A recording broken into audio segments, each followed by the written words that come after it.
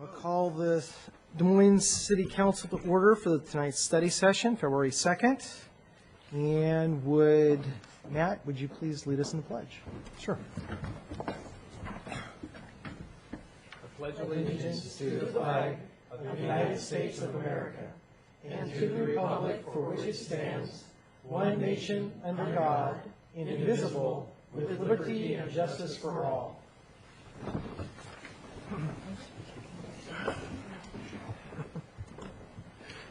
Received notice from Councilmember Musser that she's not feeling well and won't be here. Is there a motion to excuse? So moved. Second. Motion made and seconded. All those in favor, raise your hand, say aye. Aye. Aye. Okay, at this time, we'll have comments from the public. We're in our study session format, which means that the comments to be made are in conjunction with the topics that are on the agenda for tonight. We do have one person signed up. Please speak from the podium, and you have 3 minutes, and it's Joel Insonides. That was an error. I'm signed up for something else. You can ignore that. Signed up for the Your Honor, I think he's going to be one of the people who presents on item number For 2. the SBDC? Yes. Yeah. Okay, great. Okay, is there anyone who didn't sign up who wished to speak tonight?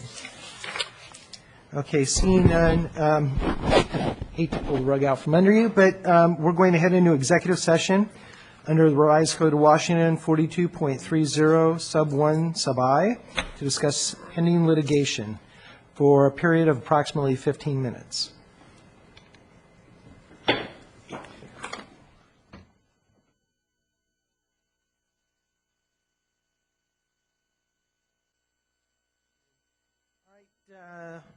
First topic of discussion tonight is the NPDES program in 2013-2018 permit.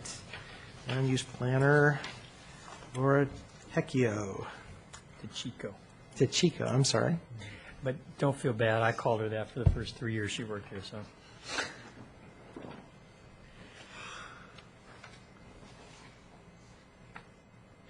Boom. Right.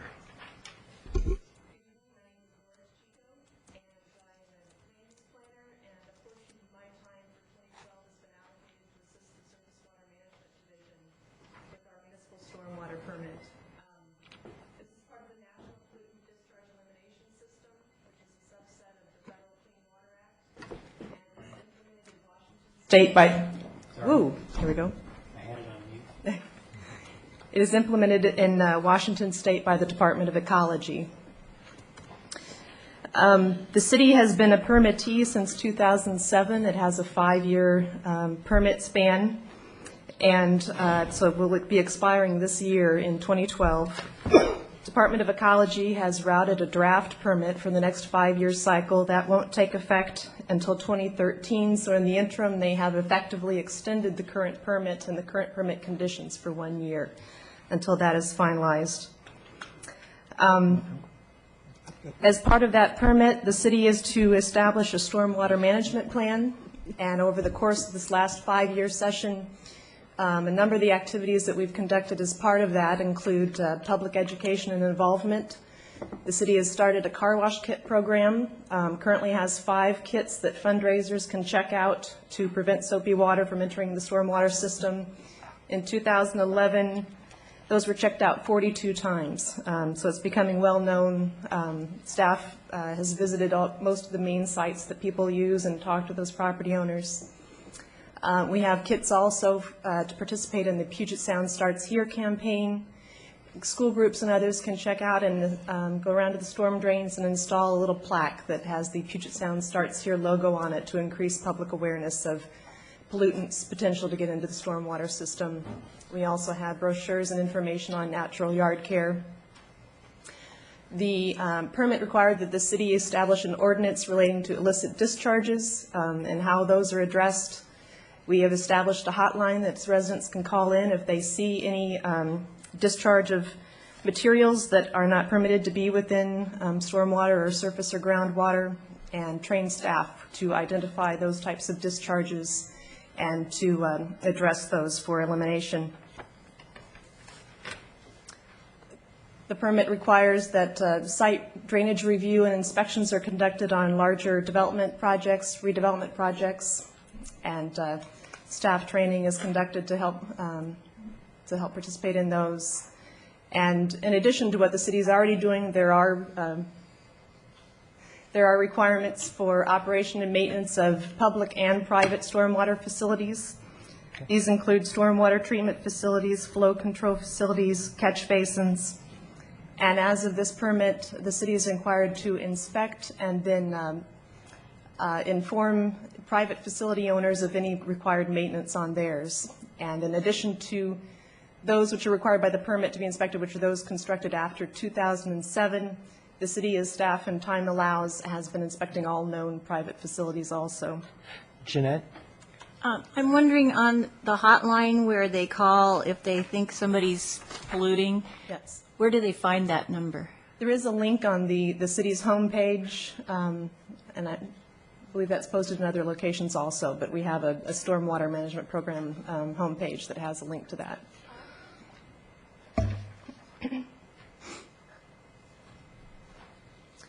The city has developed stormwater pollution prevention plans for all of the city facilities and fleet maintenance. And then as part of this permit, we're required to track and report on all of these activities. That includes inspections, maintenance, staff training, and we've been required to map and have completed this year mapping all public and private facilities and putting those into GIS. And all of that tracking for this permit and for other reasons will be facilitated by the institution of the CityWorks software that has been approved for purchase. How confident are you that you've identified everything? I would leave that up to our stormwater. Given all the annexations and developments that King County approved prior to annexation and everything else that we seem to stumble across every time we have a PUD or some other. Let's just say a very good faith effort has been made to identify everything. Okay. Sounds good. So the next 5-year permit cycle, a draft permit has been routed for public comment. Those comments are due tomorrow, and staff has assembled a comment letter that will be signed by the city manager and submitted before the deadline. For the most part, all of the current activities are continuing unchanged. There are several areas of potential concern for both our city and other permittee cities that could have impacts. These include changes in the language relating to low-impact development practices. These include things such as rain gardens, permeable pavement, bioretention swales. Currently, the city allows for these, and we'll review these. The draft permit has requirements that the city alter all of their affected codes to list this as the preferred approach for development. And so additional training would be needed for staff to review these. Given that this is a new field, there's some limited information on the maintenance of these types of facilities and the lifespan of them. Dan? Yeah, I was going to raise the question there on the 1 acre thresholds. How much property or how many people are going to be affected by that 1 acre limit? Yeah, I'll get to that one in just a second. Okay. So the 1 acre threshold, so currently the city conducts drainage review on new projects, and under the current permit, the threshold to conduct that type of review is for projects that are 1 acre or greater. Mm-hmm. The draft permit proposes to open that up to all future development. Mm-hmm.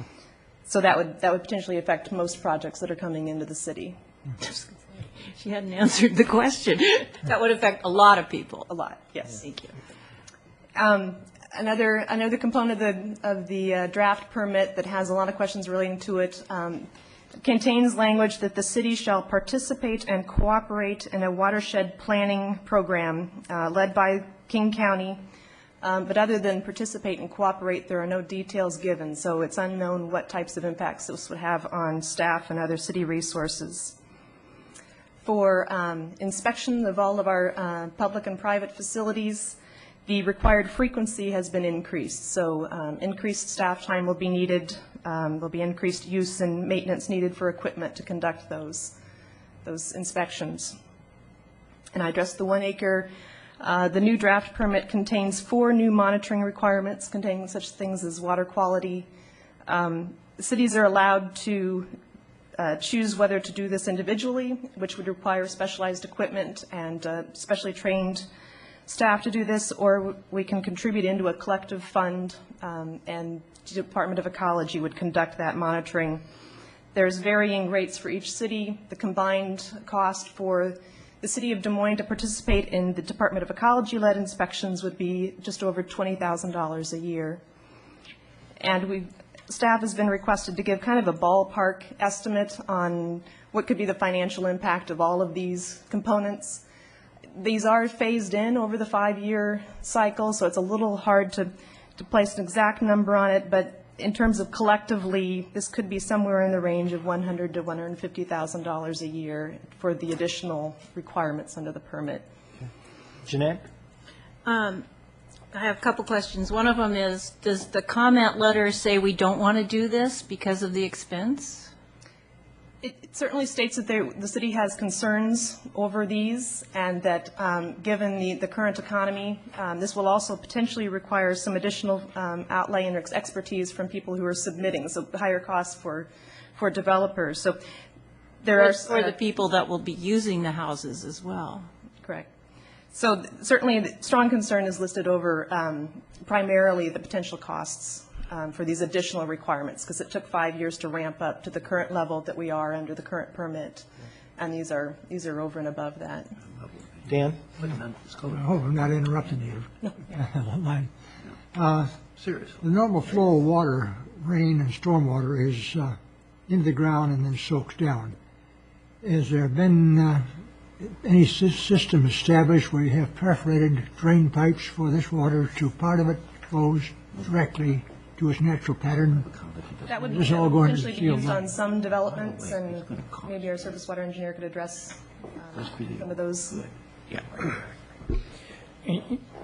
So for a development, say a house or a subdivision, you could have some of that type of perforated pipe for the stormwater that's coming, say, off of a roof or a driveway. But when you start talking about the amount that's coming off of parking lots and streets and the like, we do have some detention and retention type facilities, whether or not they would have holes in them to allow percolation or not. They would have to be huge in order to allow all the rainwater in any one event to be soaked into the ground and have enough volume to fill again in the next rain event. But it's not to say that you can't do that, but it's not going to take care of all the volume that would come through, and I'll let Lauren add to that. Well,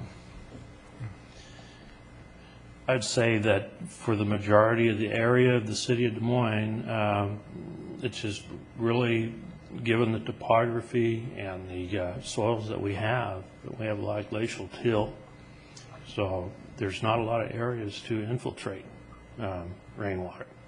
There's some areas in the North Hill area that seem to be pretty good, but most of the other parts of the city give us trouble for that. In addition, that type of system would not account for the water quality issues that we're obligated to. This round was dealing with the non-point, which means it's harder to get your arms around because, it's 1,000 points, so, or 30,000 points. And to continue answering Councilmember Burge's question, yes, the letter is going to point out the difficulty in some of the issues, for example, the low-impact development and how well does it really work or not, the cost, both the ongoing cost to us to maintain and do all these things, the cost to development when it comes in. But the other reality is that we are one of how many cities that are getting practically this exact same permit. We are not the only one who are being required to do all these things.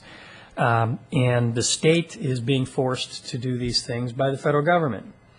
And we will point out all the issues as best we can. And I know all the other cities are doing the same thing. And AWC has been tracking this very carefully for us. And we'll see where it goes. Bob? So what are you describing here? A trickle-down unfunded mandate? Is that a pun? You know what I mean. Yes. Actually, no pun intended at all. Well, I understand it's an unfunded mandate from the feds through the state, but they feel like since we can create a water stormwater utility and charge people for it. It's just a matter of charging the right amount of money, I guess. Carmen? I would assume that the goal here is to keep from destroying the waters of Puget Sound. And it would seem to me that all of the cities should be collaborating, either through Washington cities or suburban cities, to come up with something that is handled similarly everywhere. Is that happening? There are certainly areas, because there are about 100 cities of less than 100,000 population like we are, that are under the same permit. There are areas that we collaborate already. In terms of the public outreach, there are some joint stream cleanup projects that are done with other cities. So there are several of these components that we can work together with other cities. I remember King County had several public service announcements that ran all over TV over the last couple of years, ranging from what to do with your dog droppings and car washes and things like that. So they were running ads like that. The Puget Sound Starts Here, that's another program that's done collectively, but so we're all able to use the same resources and not have to kind of reinvent some of It the just seems we programs. should also be coordinating so that every city that affects it all has the same standards.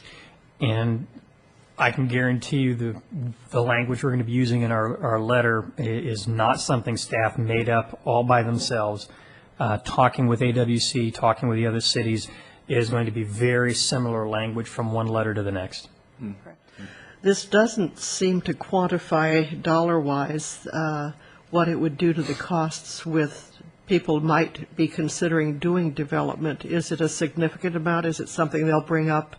I mean, if it's the same everywhere, that's, it's across the board. But if one city has far more stringent demands than another, then again it becomes an issue of, well, do I build here or do I build somewhere that doesn't require as much of us? Correct. I mean, every city would have to have the same baseline. Certainly cities can do something in excess of that, but we're going to be in the same boat as all of the other permittees. And it's even more than that. Even if they're doing the same sort of thing we're doing, if they don't have a good, adequate system already, ours is pretty good right now. We've been very aggressive in taking care of a lot of problem areas that we've had over the last 10 to 15 years.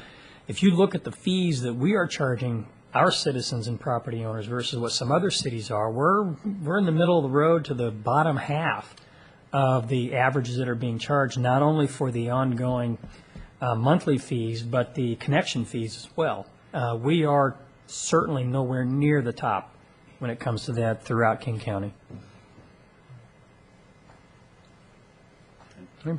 Thank you. All right, thanks. Okay, and now presentation from the Small Business Development Center. And it won't be Zev. It'll be Rich.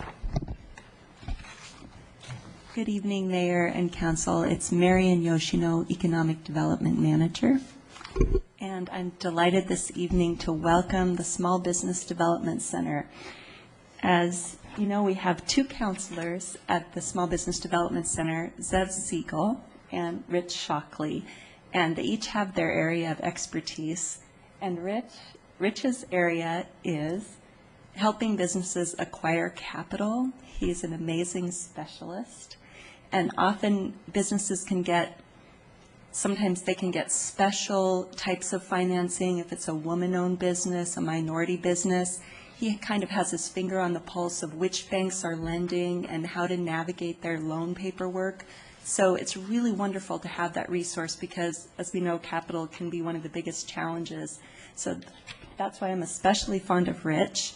And I'd also like to introduce you to Joel Mensanides.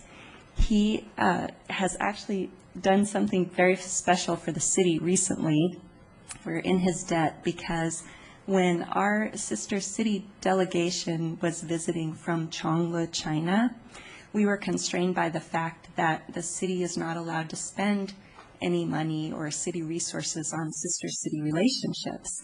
And so we had a small amount of money donated for the purpose of hosting our guests. And we called upon Joel, and he was extremely gracious in loaning us a tour bus, and his father, who is a wonderful tour guide, to give our guests actually first-class transportation from the airport, gave them a little tour around, took them to their hotel, and it was just wonderful. We were able to offer them some red carpet treatment and reciprocation for how much they offered us. So on that note, I'll let Rich tell you a little bit more about what the Small Business Development Center has been doing in this last quarter.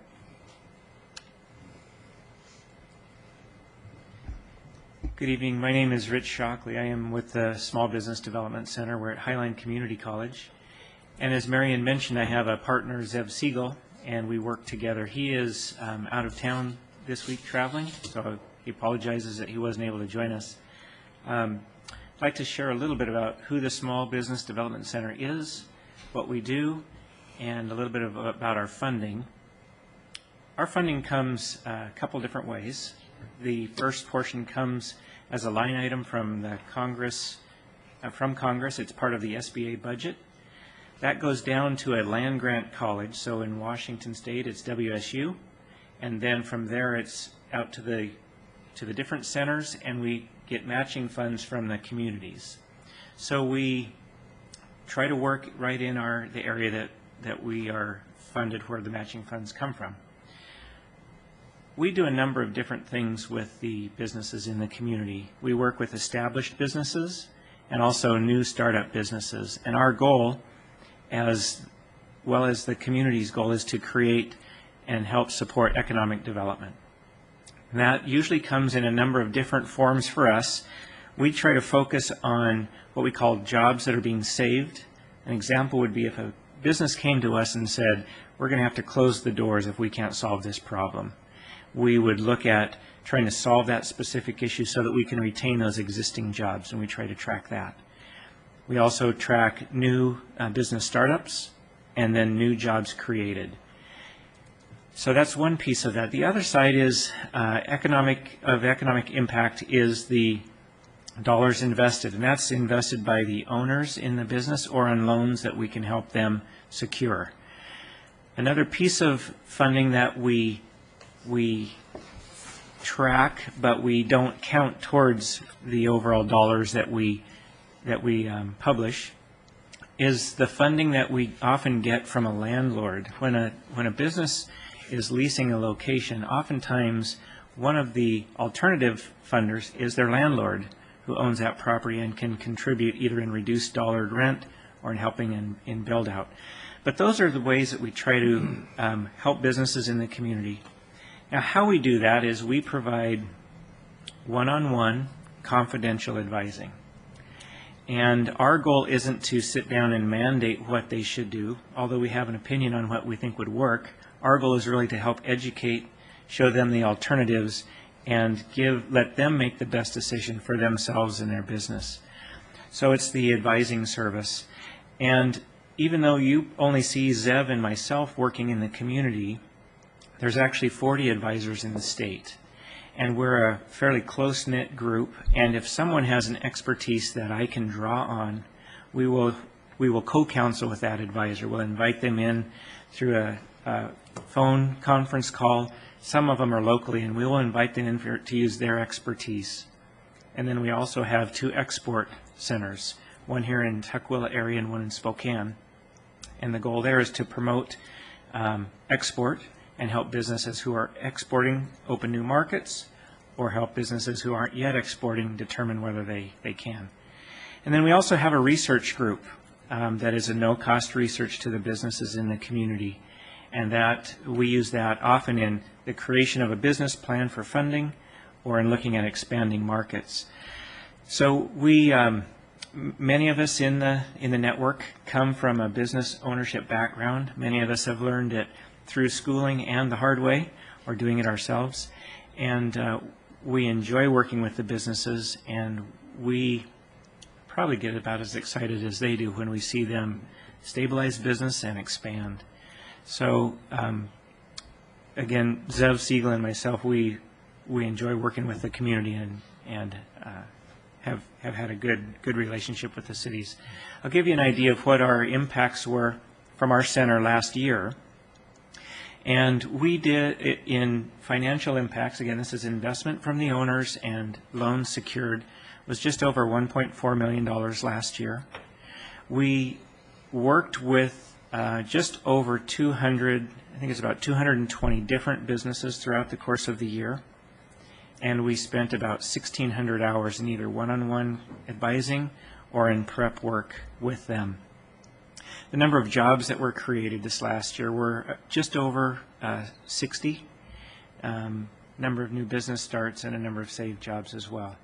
So sometimes those numbers are hard to get our arms around, and we can't, all we can do is put in the activity with the businesses, and it's really driven by the business owners, but see us as a support for the community, and they can't really argue with the price. We're no cost to them. Yeah. So we try to do a good service for them.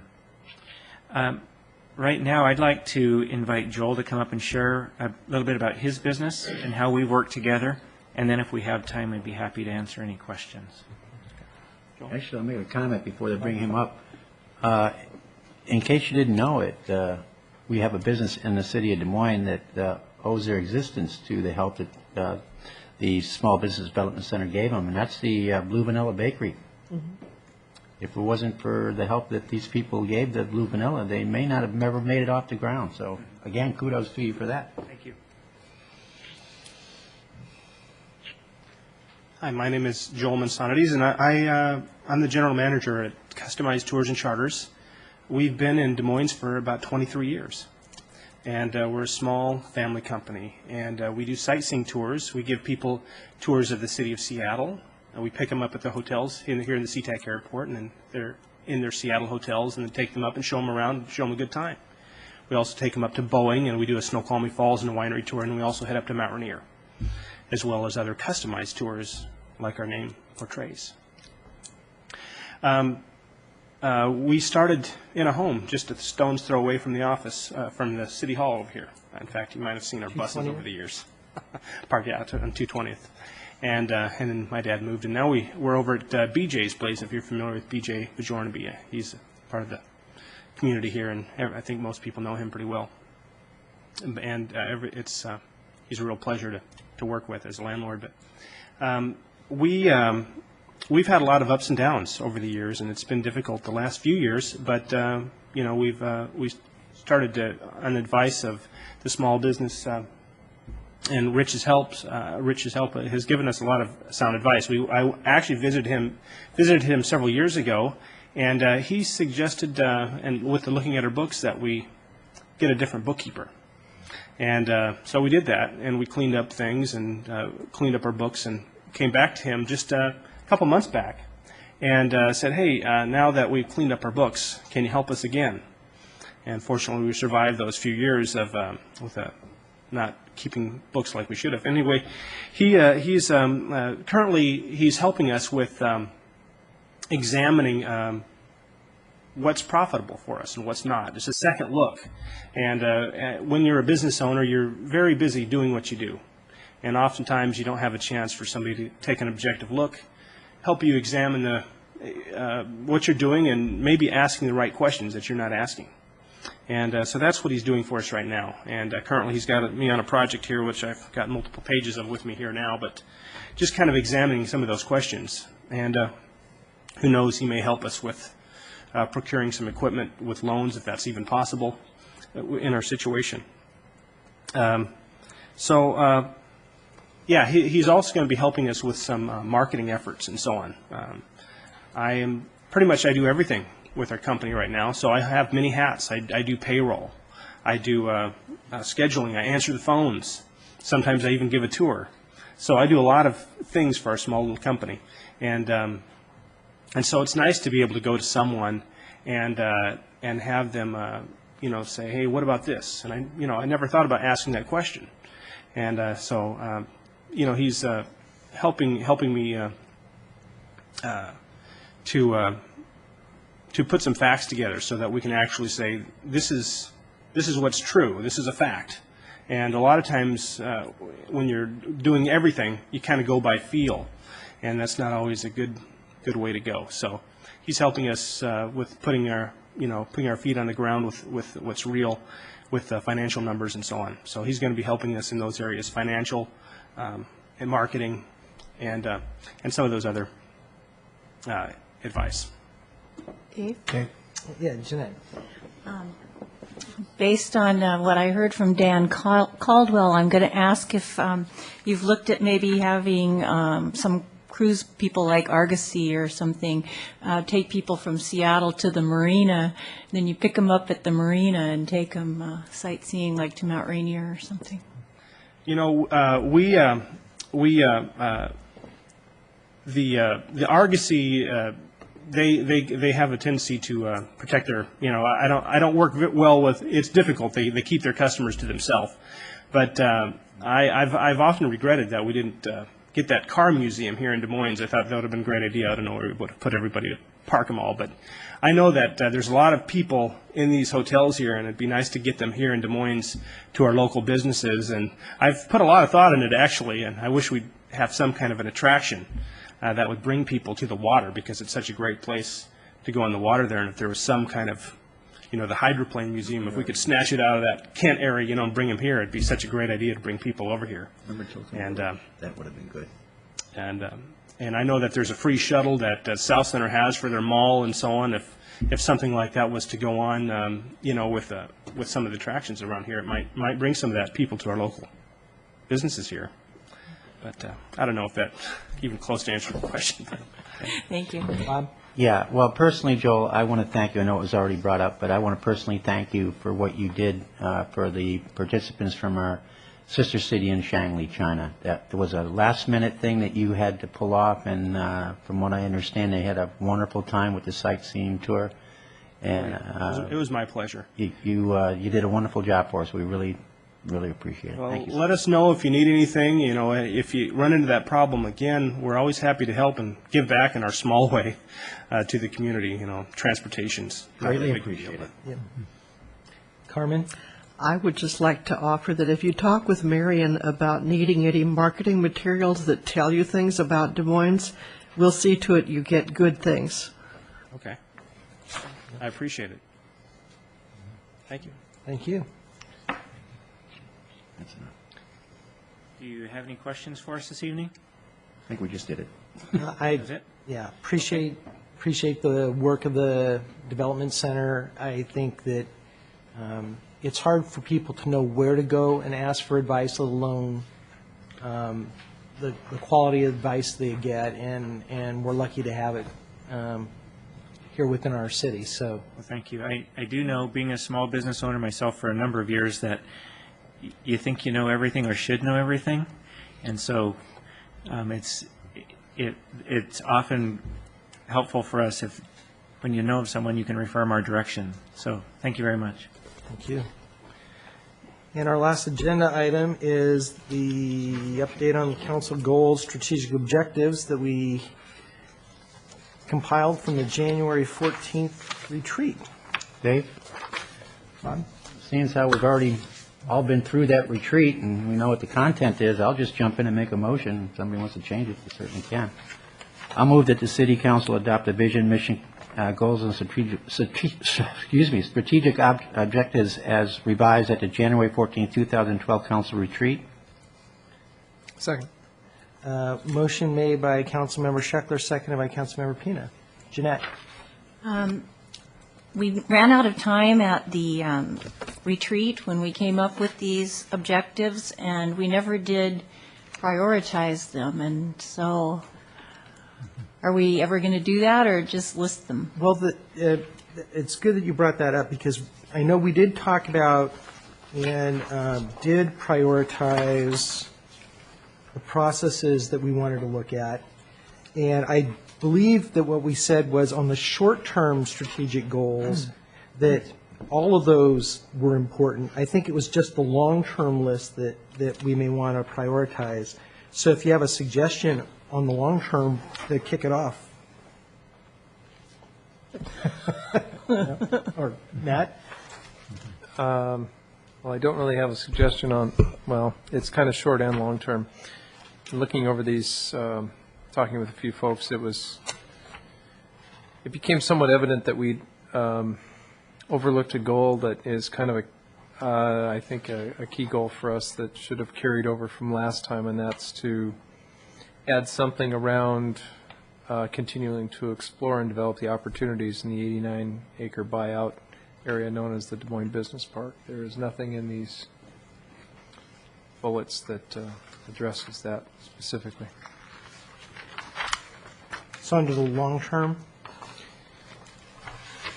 I feel like there's things that we're doing in the short term, but it definitely is more of I think it's a long-term item.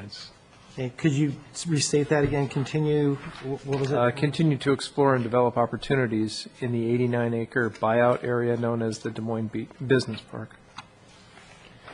And once again, slowly. Continue.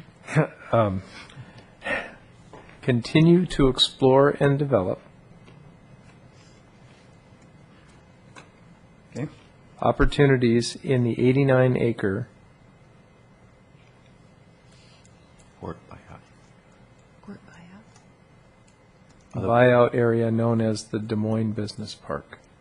I'll accept that as into my motion as a friendly amendment. And Matt, you seconded it, so I assume you're okay with the... Yeah, I'm on board. Okay. I'm amenable to that.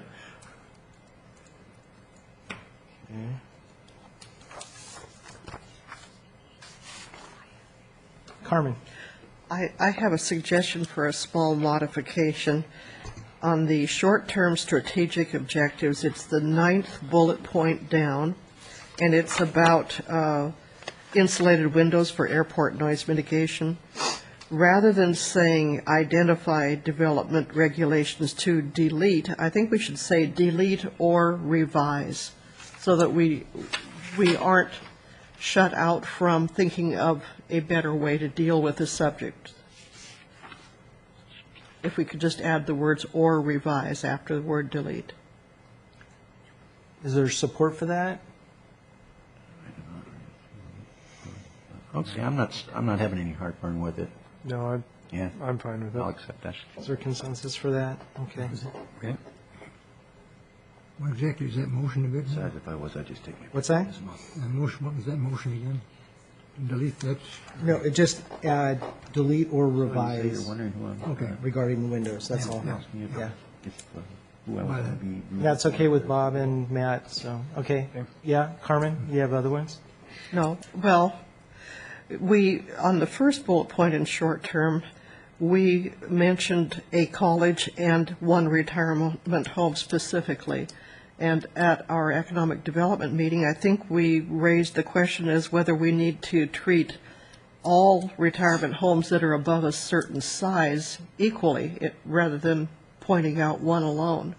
So I'm wondering if there is a reason why we should define that as a little differently than naming just one of several. Probably because those are the ones that came to us. I think is why we did that.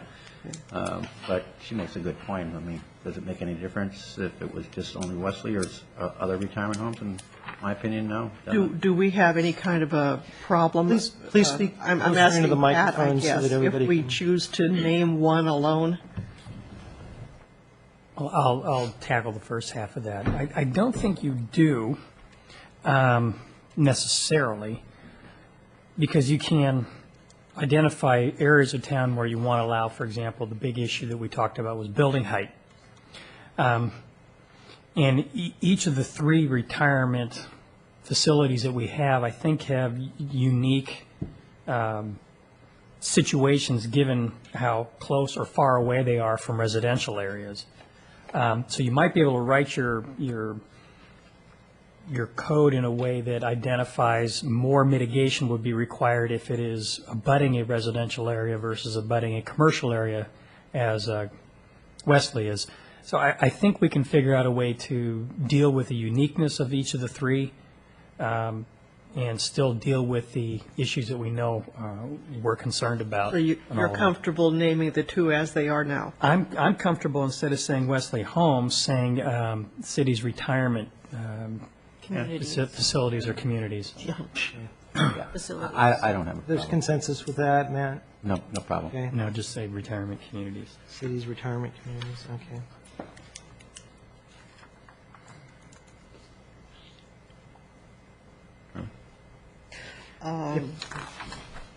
Did you have another one, Carmen? Well, the only other one, on the long term, the fifth bullet point down, I'm surprised that the word green lawns are in there as if it's identifying the meaning of the sentence. I think the intention is to be more comprehensive than just to focus down on something called green lawns. I don't know why the word green lawns is. I think Dan brought that up, if I recall. Dan, you might want to elaborate Yeah. on that. Okay, my suggestion on why I said green lawns is there's a whole section of business, which is taxation and what have you, can be brought in if we have a cheap water supply, which means we're going to have to apply, well, not us, but working with the water districts to raise more cheap water. It has to be clean, meet standards. Then more people will make your lawns green, we'll have more flowers sold, we'll have more business opportunities in summertime. We'll see kids playing in the yard if the yard can be played in. But presently, in the summertime, it turns brown, nobody touches anything, everything kind of dies. And it depreciates the whole city. But by having, that's the subject of green lawns, rather than regulate so much, is a cheap water supply so that people will develop their homes. So Could we perhaps say what we... including but not limited to, or something? Because And we put those words there, Yeah. but perhaps what we should do is have another dot point that says work with local water utilities to identify sources and opportunities to have low-cost water. Something like I think if you could separate that one out that way, so it's, but don't take away the bullet point that's already there. Just move green lawns to its own separate bullet point. Yeah. Well, if it needs to be, Is there, or take it out. My point there is, from my own experience, drilling wells is not expensive. It's cheap. You generally pay them. We paid off 3 wells in less than 6 months. I'm not arguing against it. I'm saying give it its own separate bullet point so that it's okay not with that, tied. Bob? Yeah. Matt? Okay. Yeah, I think you're getting. Yeah, okay, so that's going to be made at, Yeah. That's what I say is longer term. The fighting is going to be a problem. So I've written it to say, work with local water utilities to find or identify low-cost sources of water. Okay, great. Yeah. Yeah, because As all a I was going separate, to say as is a the separate green lawn, bullet point? green lawn point that was made was really Right. conceptual to try and make a point. Yeah. And, okay. Well, my motion was going to be to remove from that one simply the green lawns, but you've got it now where it's actually identified it separately in another bullet point. right. Yeah, that makes a lot more sense because, and I actually thank you for bringing that one up because that's the one I was going to bring up. Green lawns doesn't belong in that particular bullet point. Right. So, It now has its own.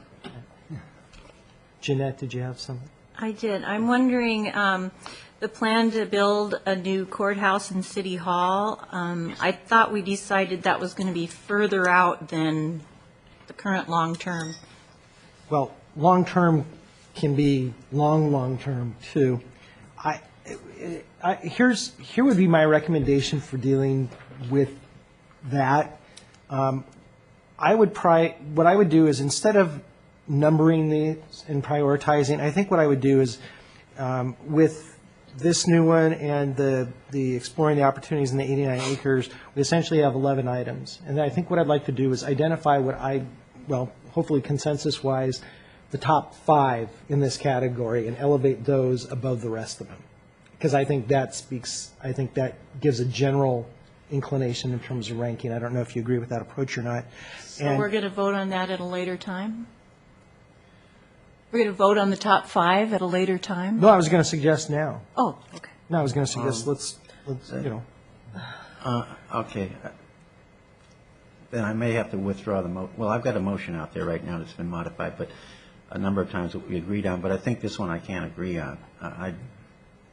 to me, it's like when we can get to them, we get to them. But who knows if all of a sudden tomorrow something came up and a judge comes to us and says, hey, I found a great source of funding for a new courthouse or something that I've been researching. Well, all of a sudden that becomes something we're going to be working on immediately. Well, we're not talking about taking that off the list. No, but we're talking about prioritizing. And when we start prioritizing, it doesn't make sense to me. That could switch a month from now. These priorities could switch. I've seen them so often switch when certain events come up and what have you. I don't know what the necessity is for prioritizing. I just don't.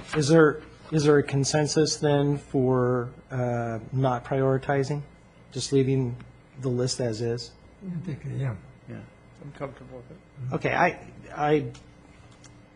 I happen to prefer the prioritizing only because I think there are certain things on here that I think have a higher priority than others. But I can see where the consensus is. So with that, we'll leave it as is. Dave? Yeah. What might be helpful, though, to Bob's point, is when you look at these long-term objectives and even the short-term objectives, to Bob's point, there's some kind of a practicality around what we can do with certain things. And I think getting feedback from the staff as to, their work plan should align with our objectives. And getting some feedback from them as to what can align and be executed in the next year or next 3 years would lead to a discussion that we should, because really what we're trying to do is provide direction to the staff so they can get things done. And I think they need to weigh in, and if we can create some connection and then we can prioritize that, that's a separate item. See, so let me tell you why at least even grouping one set of issues over the rest of the long-term issues is important to me. Some things I think are on a shorter time horizon, to me, require a shorter time horizon than others. For example, a new city hall and courthouse. To me, that's a 10 or 15-year thing, or 20-year down the road kind of deal. But maybe not. But doing a comprehensive review of Redondo and the issues there, to me, that's something that is more immediate than the courthouse and city hall. Our ongoing maintenance, determining how to fund ongoing maintenance of infrastructure and construction, new upgraded infrastructure, including safe walkable streets, is a more immediate. It's something that within 5 years we have to fix, or we're going to be in real trouble, where some of these other things may be something that have a longer outlook. Such as? What's that? I was just asking for a such as. Well, I think you just... Well, I had given the one example. Some of these others, we're going to have to study the beach park's future and designations sooner rather than later, because we're making policy decisions on the use of the facility, what investments we're going to make in the facility, all of those kinds of things. So, I can see the conundrum of trying to prioritize, because a lot of these things are important and it's a matter of degree, and at the same time, I see that there's more of a core that are a higher priority than some of the others, which is the only reason I suggested it. But if the consensus is not, I'm fine with that as well. Yeah. Carmen? Matt? I think one very high priority that to some of the council is to take a hard look at how we do our budgeting. Mm-hmm. And it seems to me that in doing that, if we give serious thought and time to it, priorities are going to organize themselves in ways that will make things almost self-prioritize in certain things. I don't see a need to do it now and then do it then and do it other time. I felt that was going to be happening soon and intensively, and that was where a lot of things would sort themselves out. Nat and then Dan. Actually, I appreciate your comments. What I think I see is, this is it's a goals and objectives and visions document. What I think we're kind of getting into is, so what's our work plan? And that's where you start to call out those things that you think of are of a more immediate nature or longer-term nature, and it's also where you do collect input from the staff as to what our opportunities to execute on different items would be. So I would hope that in upcoming strategic meetings, we would, or sessions, we would sit and try and draft a work plan, not unlike what our committees do. Bob? I got a Or, comment excuse me, for you. Dan. Oh, I'm sorry. Dan, go ahead. Dan and then Bob. Okay, I was suggesting more on the idea of consider them as targets of opportunity. Of all of a sudden, say the feds release a lot of money for a particular project, we've got a shovel-ready project. It may have been our 10th priority or 12th priority, or it may not even be on the list. But take them as they come, rather than try to pick and choose and find you pick the wrong one. Yeah. Here's my compromise. Take the plans to develop a new courthouse and city hall in Des Moines and make it the last item on the list.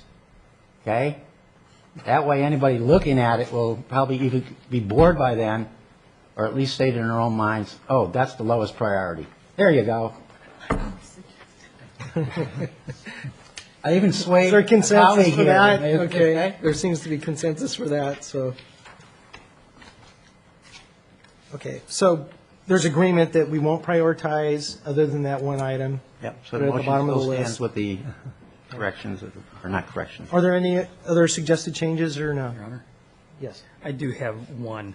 The third bullet point up from the bottom on the short term, review and modify as needed the development regulations along Pacific Highway Commercial Corridor from Kent Des Moines Road to South 272nd. Can we say from 216th or even from the northern boundary of the city along Pacific Highway South all the way to 272nd? The Economic Development Committee talked about their work plan a couple nights ago, and looking at Pacific Ridge commercial zoning was something that they wanted to do.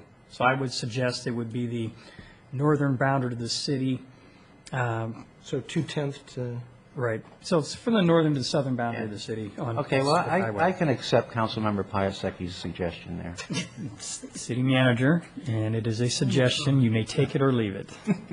So And One more comment. Yeah. Well, Instead of hitting me in the face, Yeah. one priority we should consider, does it help the city's budget? As opposed to, well, say, somebody out tending flowers produces no revenue for the city.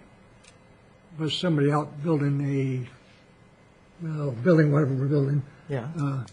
would bring revenue to the city, which would ease the pressure on it and keep us off the taxpayer's back. Right. Well, these are If it has short and long-term. develop a dollar for the city somehow, because if one of the spin-offs is money is coming to the city, it'd be a little bit more priority than. Well, we already have developed alternative revenue sources, so Okay. that's, Yeah, I just you know, wanted to under be sure. short-term strategic. Just want to make sure I got that in there. It's on there. Yep. Okay, are there any other changes? Seeing none, all those in favor of adopting our vision, mission, goals, strategic objectives, raise your hand and say aye. Aye. Passes unanimously. With that, we've come to the end of our agenda. Is there a motion to adjourn? so moved. Second? Motion made by Councilmember Pena, seconded by Councilmember Scott. All those in favor, raise your hand and say aye. Aye. Good night. Our next council meeting, regular council meeting, will be next Thursday, February 9th. We are in adjourned. your honor, your packets are already in your boxes if you haven't gone to get them already. Great. Oh, We're and, adjourned. Go Patriots.